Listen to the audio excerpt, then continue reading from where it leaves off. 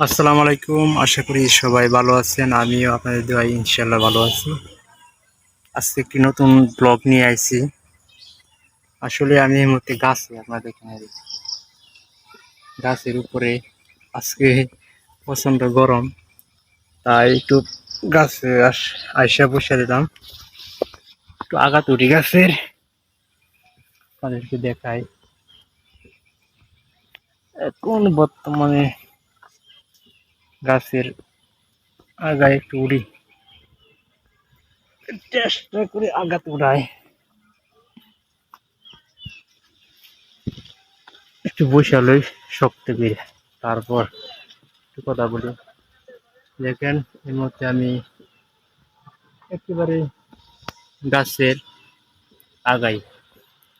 আসলে একটা জিনিস মনে হয়, আমরা যখন ছোট ছিলাম, আমাদের বন্ধু বান্ধব যারা আছেন, আমাদের একটা অভ্যাস ছিল, সবাই গাছে একসাথে ভাবে বসে থাকতাম।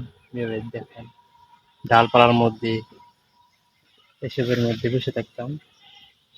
এটা কিন্তু জলপাই গাছ, আপনারা দেখেন। আসলে ছোটবেলার কথা মনে হলে অনেক কিছু মনে হয়। আমরা এই সিজন, এখন কিন্তু এই সিজনে প্রচুর পরিমাণে বাতাস রয়েছে। এখন আকাশের দিকে তাকালে মনে হয় অনেক বাচ্চারা বিভিন্ন ধরনের ঘুড়ি উড়ায়। আমরা একসময় উড়াইতাম, এখন হয়তো আমরা উড়াই না। আমাদের দেখেন এখন প্রচুর পরিমাণে বাতাস। ও মাই গড, বাতাস খুবই আরাম লাগতেছে আজকে। কি করবো, বাড়িতে প্রচুর পরিমাণে গরম, এই কারণে একটু গাছে বসে বসে রইলাম। শান্তি, এত শান্তি কাউকে বোঝাতে পারবো না, কি পরিমাণ শান্তি যে।